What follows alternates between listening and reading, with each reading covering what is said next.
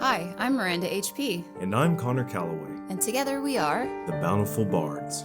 Thanks for tuning in to our one-on-one D&D podcast, The Fountains of Cathaidra.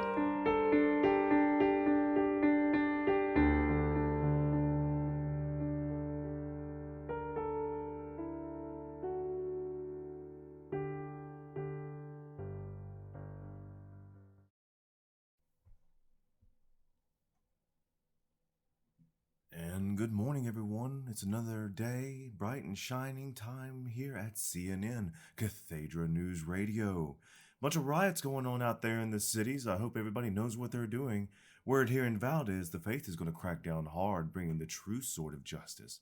But before we focus on that, let's go to Marisha with the weather. Marisha? Well, good morning. The weather looks delightful for a riot, though I will say with those nor'easterly winds coming through, you might want to be careful for some of that holy spray to come back in your face. Haha, we do like a holy spray, don't we, Marisha? Good morning, dear. How are you? Well, you know, I'm fine as long as no holy spraying on me. Yeah, you never know. The goose has got to come and the golden showers are dripping. Connor. What? We need Greek mythological heroes, and that's the only way you're going to get it is through way of a golden shower. Apparently. This is myth. I don't make the rules. The Greeks did. I think they were just making it up as they went. Yeah, and copying from the Mesopotamians. Who were also making it up as they went. Who copied it from the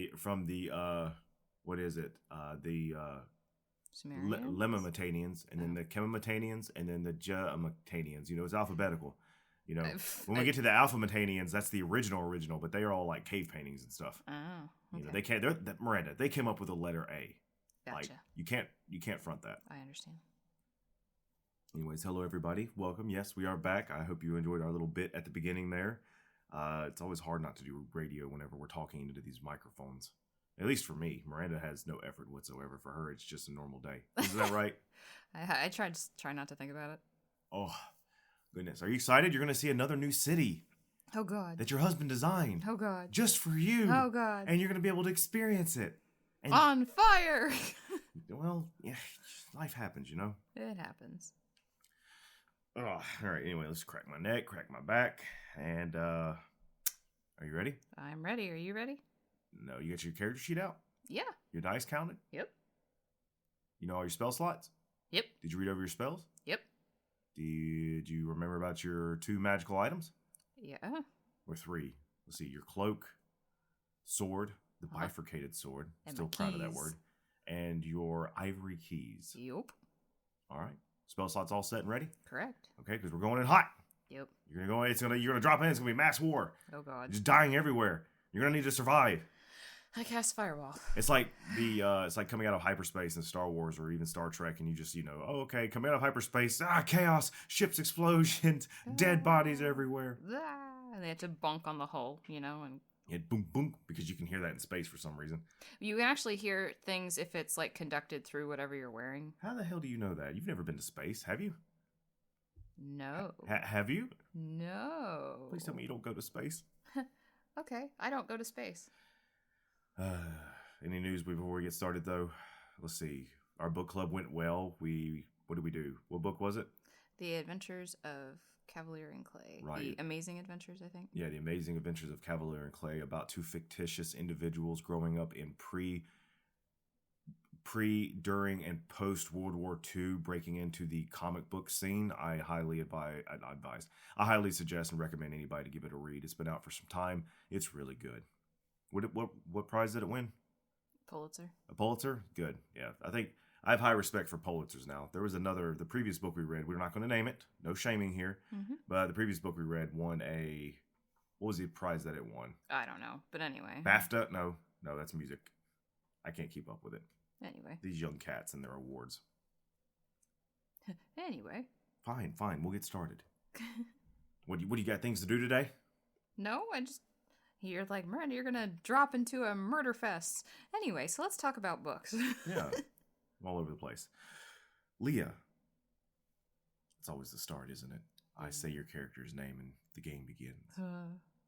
Blinking away the glare of transplanar magic, Lia, you find yourself squinting into a ray of sunlight. Glancing around you, you see a circular formation of old stone that encapsulates you and Kaslan. From your perspective, the stone ends jaggedly at the top, leading you to believe this was once the base of a tower, a windmill, a military structure perhaps? Who knows? Oh, thank goodness you're alive.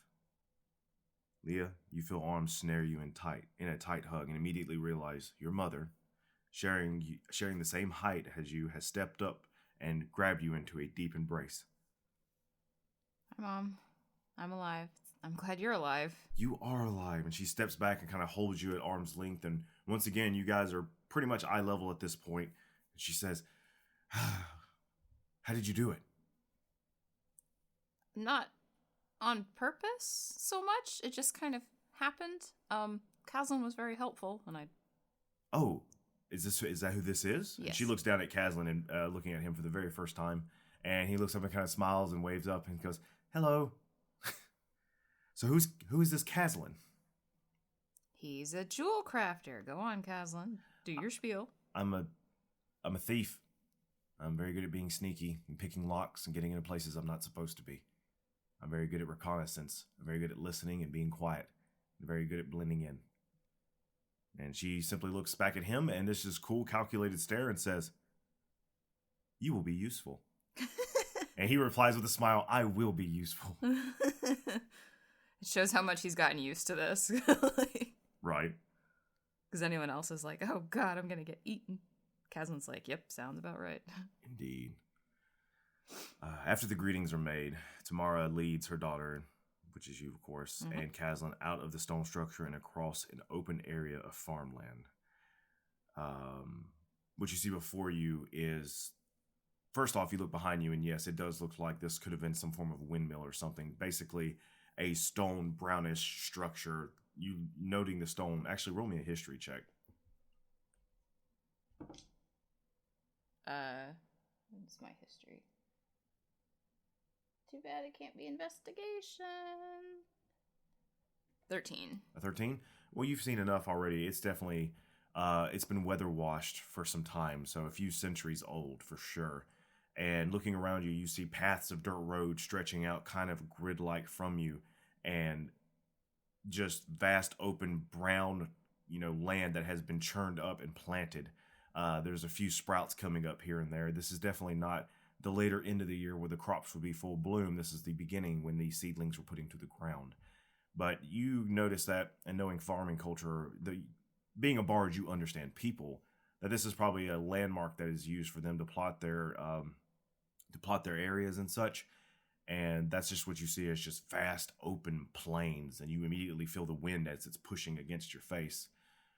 And there are hills, it's not flat areas, Arkansas flat like when we saw with the solar eclipse, but it is a hilly kind of flat where all the hills don't seem to overreach one another, if that makes sense. It's like they're making enough room for everybody when it comes to the sunlight. Yep. Rolling hills. Indeed. Rolling with hills. amber waves of grain. I could have said that, and Kaslan goes, whoa! I don't think I've ever seen any place like this. This is nice. And then he kind of looks out, and you can see that there are the curtains, the asteroids in the air. You can see them as they have cut silhouettes out of the hills as they gracefully move in the sky like clouds. And there are clouds as well doing the same, as if they're fighting each other for your attention. And the rays are all being cut by their outlines. Either hard, jagged lines or, soft circles. Diffused fuzziness. Well, welcome to Hillvane. Now what, Mom? Now what indeed? What have you been doing? Been researching. Come on, we got a good walk ahead of us to get back to the city. All right. Begins trotting along. Is there Follow anything the you'd like? yellow brick road. Indeed, no yellow brick road. It's just packed dirt right now. Yeah, well. But it's a small little path that you're walking on. Definitely like 2 to 3. Wheelbarrow. How do you say it? Wheelbarrow. Yeah, wide, basically, for one to be able to make it with another person as well. And eventually it connects to a larger dirt road. And she makes a turn going eastward. Okay. Well, what you and your brother did made things interesting, to say the least, for sure. Hillvane, as you've probably already been told by Thiel, is in full revolt. After igniting your fountain, Lia, the citizens of the city went into a bit of an uproar. The church deployed the lance to begin a curfew. That was the end of it, until a soldier found a child who had snuck out, and a citizen intervened using magic. Ooh. Yeah. From there, well, a mob gathered, and almost as if it were meant to be and not a coincidence, your brother ignited his fountain.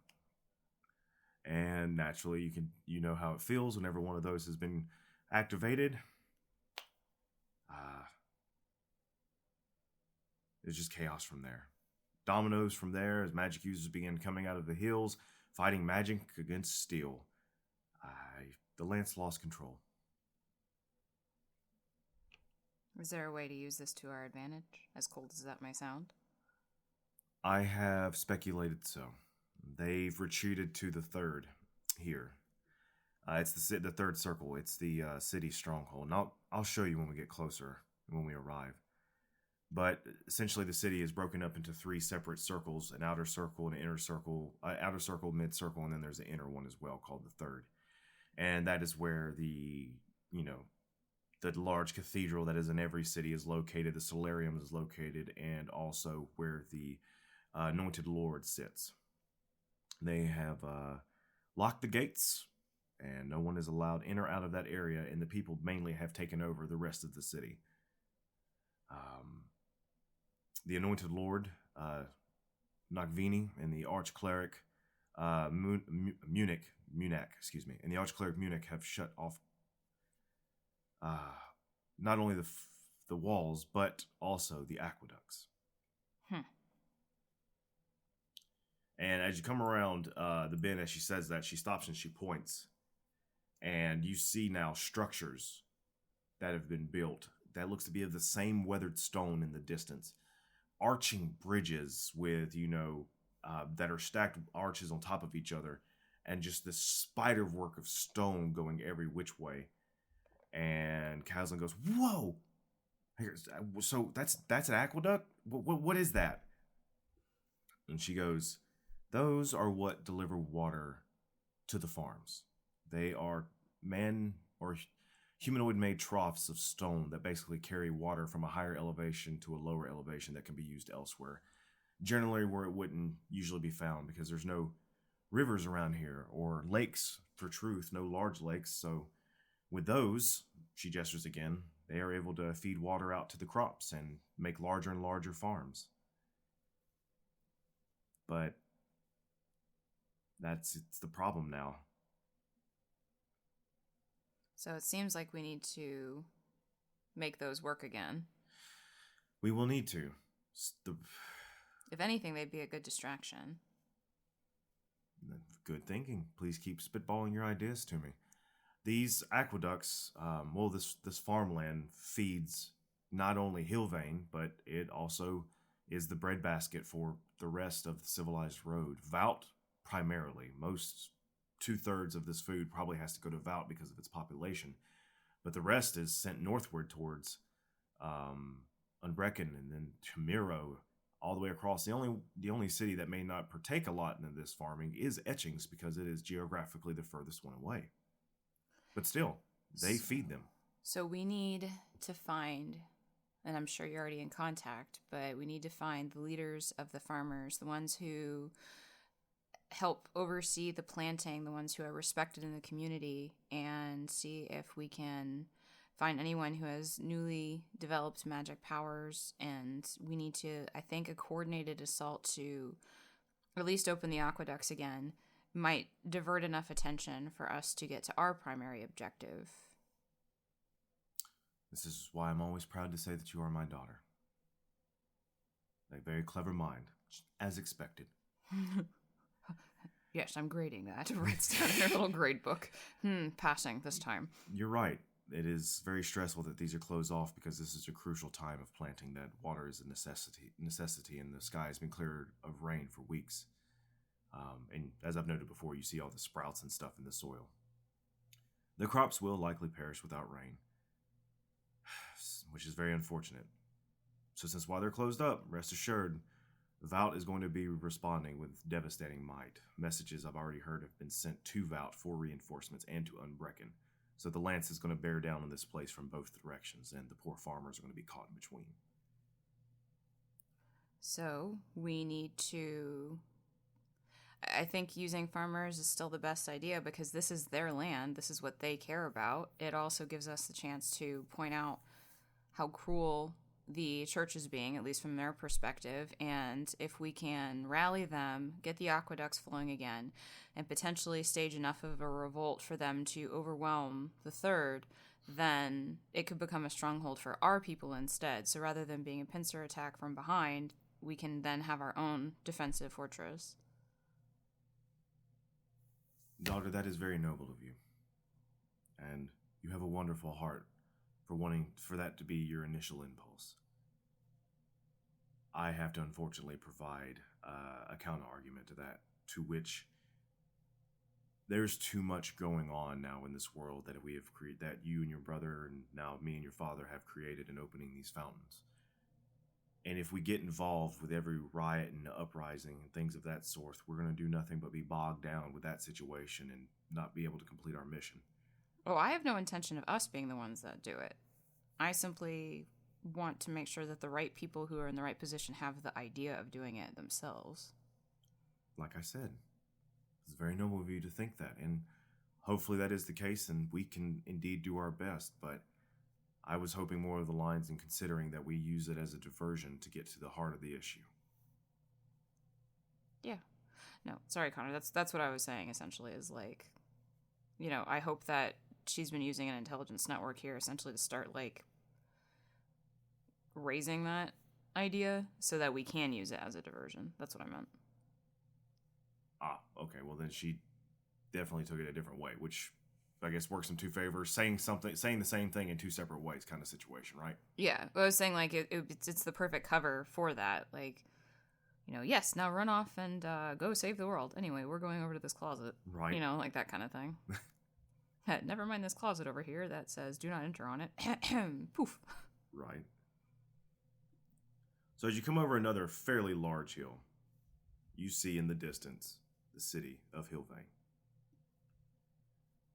How do you see it? Well, that one's pretty easy. First and foremost, you see this large white slate cliff face stretching for miles and miles in either direction. Think of what are those cliffs in England called? Dover. The White Cliffs of Dover. The White Cliffs of Dover.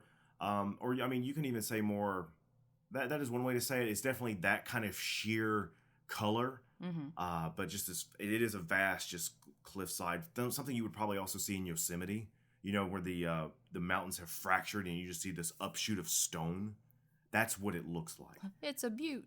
And yeah, it is. And several hundred feet high, maybe even almost to 1,000 feet high at the cusp. And then it just kind of piddles out to either side. Just this very large hill that seems to have been cracked and flattened. And half of it has been cracked and flattened. In front of the hill, and you, as you stand there looking, Tamara actually reaches in her bag, and she sits there. And once again, for anybody that's trying to remember what she looks like, very features that are very similar to Lia's, except of course she is older, not too much older, mind you. Wearing a very nice whitish gray travel shirt with a leather vest pulled over the top, carrying a single strap satchel on her left hip. I guess is that a good way to call that? Yeah, at least old enough to be my mother, Connor. You know, not too much. No, she's definitely old enough to be my mother. There's nothing weird going on here. Yeah, absolutely. She actually has her braid going down the side, very similar to what Lia has done before as well. Striking features, dark brown, calculating eyes as well. Well manicured eyebrows. Always important to point that out. It's always the eyebrows. Definitely where most people would think of women characters as being, soft and, very... Well, soft, and what's another word I'm looking for? Bosomy? No, not bosomy. Curves, yes, but not, usually when you say curves, most men people think, oh yes, bosomy, but, curved as in soft, feminine features, which she does have, but the way that you can see the lining of her jaw and her structure of her body, it is very once again, striking, if that helps with the description. I hope it does. I could just be rambling. And a few wisps of gray are in her raven black hair, which comes with the burden of knowledge, unfortunately. Streaks of silver. Right. No cloak or anything because it is rather warm today. But as you come over the top, she reaches into her bag and pulls out this, you don't really know what it is. You have seen, a telescope before, basically a retractable lens, but she hands you like two of them paired together. Yeah. So basically, for those at home, it Binoculars. is binoculars. And she goes, here, look through these. You can adjust with a knob in the middle. I go, ha, and do so. You look and you see the city before you. And I've pulled it up here in Roll20, and I will also post it on our social media, as I always do. You see, beneath, above this vast scape of farmland, you see these webbings and interconnectings of roads that lead to these 3-tiered hills. To where the first one, the largest, you see a multitude of micro hills on the first one that has many of buildings built on top of them and different colored thatched roofs and the same brown stone. None of the chimneys seem to be going at this time, but basically you see these like tiny, on one hill there will be 4 or 5 farmhouses, and on another hill you'll see like 20 or 30 farmhouses. And in between all these tiny hills is interconnecting cobblestone road. These are really powerful binoculars, by the way. Yeah, clearly. There are stone steps that, zigzag sort of up to the second hill, where you see the exact same thing. And, I forgot to mention on the bottom, it's just a plethora of windmills for grinding and making flour. The top one still has all of those, like I said, micro hills with little tiny homes, with homes on them. And then, of course, at the tippy top is the singular smallest hill, where you see a walled structure cutting it off, gates closed, and, of course, beyond it, it is the unmistakable architecture of a cathedra poking up out of the center. And to the right, you see the amber dome of a solarium poking up over the wall as well. And Yes, these cathedrals. then to the left, from your perspective, there's a secondary wall behind the first one, to the left of the cathedral. And it sticks about 5 feet up or so more, and it is made of white stone, similar to the cliffs behind it. Your mother goes, fascinating, isn't it? It is. I love this city in my travels. Of course, I have my own feelings towards Nero, because that is where I met your father, and Etchings, where I met my sister and gained my education. Eastways has its own charm, and even Vout is glorious, despite, the inner workings. But this place always feels, no matter how far I've come, and even though I've very rarely stayed here, like home. It's inviting. And then you see things like that, and she gestures off to the left, and you see smoke trails coming up, which is the result of, pyres and mobs and fighting. And it's sad to look at. And it's sadder when we get close. Do you see the stone structure? The white one at the top there? Yes. That one is the one that is most important, for multiple reasons. That is the cistern. It is a reservoir that collects rainwater. You cannot tell from here, but the cliff actually has carvings of aqueducts within it, that it catches rainwater and will filter it all to the cistern. And from there, that is where the aqueducts begin. And you can see the spanning of aqueducts, like 5 main large ones branching off for this one, going off north, south, northwest, and southwest in the directions. And then from there, they spider out in the smaller ones.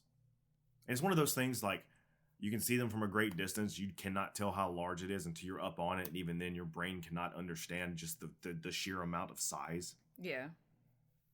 It's like being next to a combine harvester. You're like, oh my god, this thing is so big. Yeah, most people don't understand how large farming equipment is. I've been next to several of them, and you're just like, how you even feel comfortable driving this monstrosity of a machine? It's pretty nuts. It is.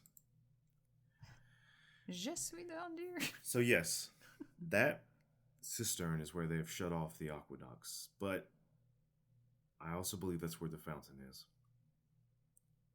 Cistern, fountains. Makes sense. Before the riots, I have been talking with a lot of the locals, and I found a rather old halfling fella, and she kind of smiles over at Kaslan, and he just charmingly bows back at her, saying that, yes, we are very well endowed when it comes to the goings of happenings in cities and such. And she goes, that you are.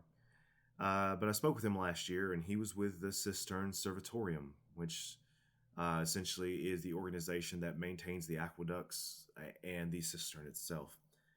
And he was a bell diver for crack repairs. Because he was so small in stature, they were able to lower him down safely to where for a few minutes at a time he could repair cracks without succumbing to the pressure of the water. Fascinating invention, actually. I wanted to examine it further, but unfortunately there are none to be had. Anyways, he prided himself on being the deepest diver. And the only way to repair said cracks would be, without that, is to drain the cistern completely, which is absolutely out of the question. But he swore he saw a structure at the bottom of the well. But no one else would believe him, and usually you would toss this to the side, but knowing what we're looking for, when he was warned to silence by the management for fear of the church, I would, not that I am a betting woman, but I would put everything on that. Perfect. Seeing how he trusted the managers at the time, he kept to himself. But now that he's, close to kicking the bucket, he seems a bit invincible when it comes to information. It's funny how that always happens. What are they gonna do? Kill me? I'm already dead. So then, we can head in them, we can get into the city, and see who we can talk to and figure out a way to get up to the top. But also, and she throws up her hands, and you see for the first time from your mother, truly, a wisp of magic as arc. It's from each of her fingertips comes a different colored light of fire that it comes in front of her, and then she just kind of turns her hands, and then the flames mix together to make a white light before vanishing. She says, I don't know about you, but I've recently learned some new tricks that might make our task easier. Yeah. Kaslan just starts chuckling. He goes, and she looks down and looks at him with the raised eyebrow. The raised eyebrow as a child at first that kind of terrified you because she was paying attention to you and, examining what you were doing, and hopefully you didn't do anything you weren't supposed to. Not that you did, but you now feel like you may have. But then she cracks a smile and says, what's so funny? And Kaslan replies, I've just heard a lot about you, and you're just, filling out the image that I've had. And he starts to laugh, and she can't help but crack a little smile at that, showing her teeth. Good. She goes, well, shall we? We shall. All right. Leah, a quick question, or Miranda, quick question, above table. Okay. What's your passive perception? Do you even have one? 11. 11. My insight is 13. My investigation is 18. But your passive is 11. Mm-hmm. Okay. Just curious. I don't like that. Don't like what? I don't like how you said that. Said what? I'm not doing this all william-nilliam, What is this William and Nilliam you speak of? Willy-nilly. I ain't doing shit willy-nilly. We're in war, Connor. You think I would just be like, off to see the wizard? The wizard. All right, give me 1 second. I need to make some not game-related rolls. Uh-huh. Just...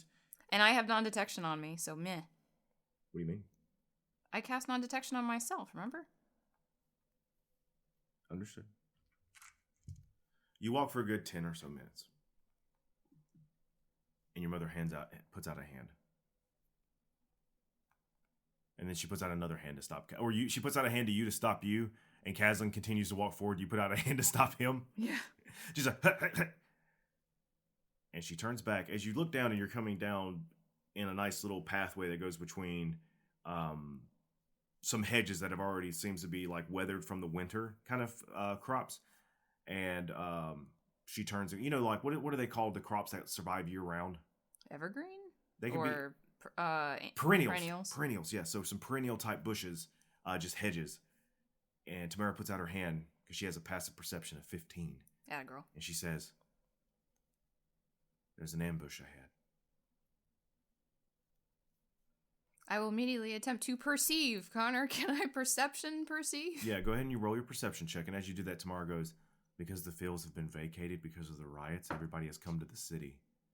So a lot of unmentioned, and plus the lance not protecting the outer rim anymore, a lot of the unmentionables have started getting into the crops, so to say. Pests, as you will. Yeah.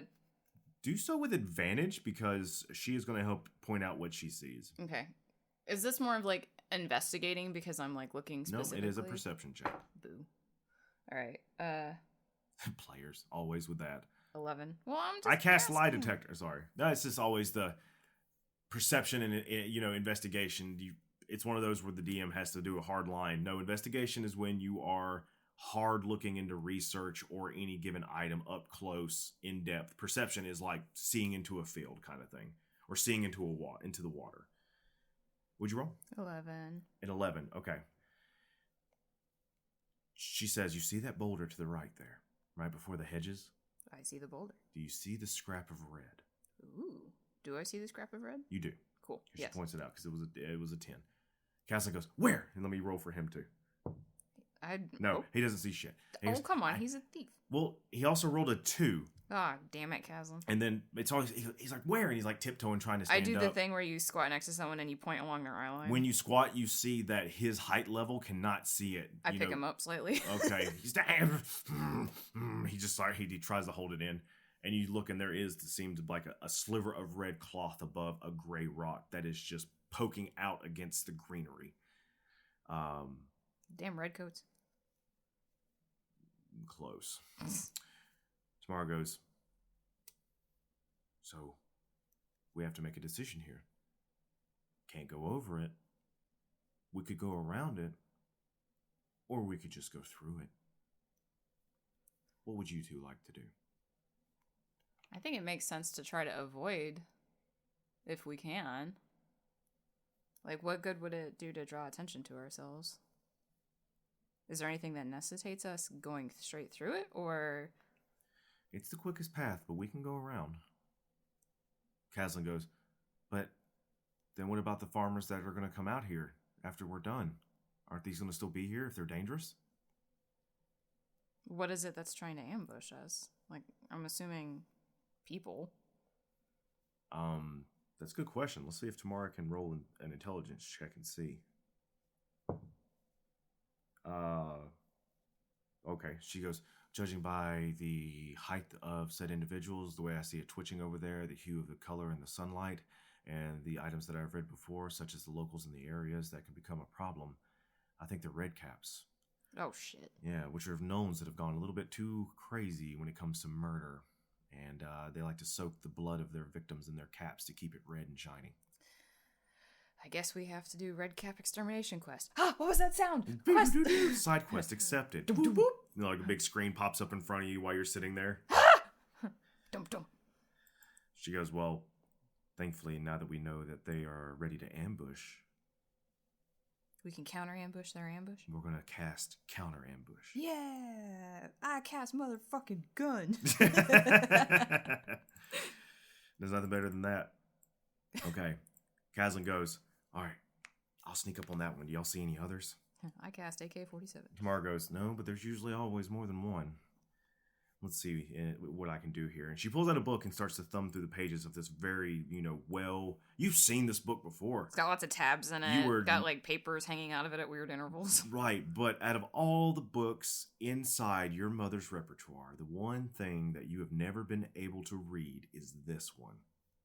This is the one book that she called her diary, essentially, that she said was important, personal, and you should respect her privacy.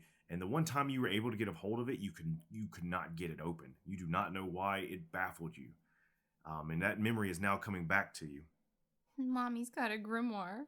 She does. She has a spell book, and this just so happens to be it. And as she opens it up, you see the colored ink inside just begin to either shine from the sunlight or just be infused magic itself.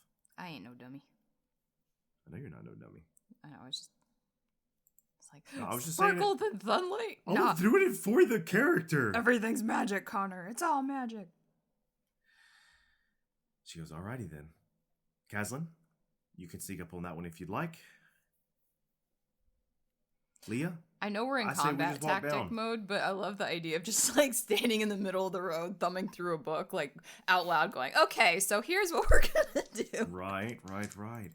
So, let's prepare for combat as both Leah and her mother and her friend Kaslan make their way into the wonderful city of... What city are we at again? Hillvane. Hillvane. Was you raising your hand or was you yawning? Yawning, sorry, I was stretching. Stretching, that's a good Getting stretch. ready for murder. So as you get ready for murder and you're going to see your mother for the first time ever show you what she's got, we'll come back next time for the start of this combat and take it from there into the city. Show me what you got. Thank you for coming and listening, everyone, and we'll see you next time. Say goodbye, Miranda. Goodbye, Miranda. Goodbye, everyone. Thank you for listening. Please leave a review anywhere you found us. You can reach out to us on Twitter at Bountiful Bards. We hope to see you again on the civilized road. And bring bread and cheese. As the story goes, until then.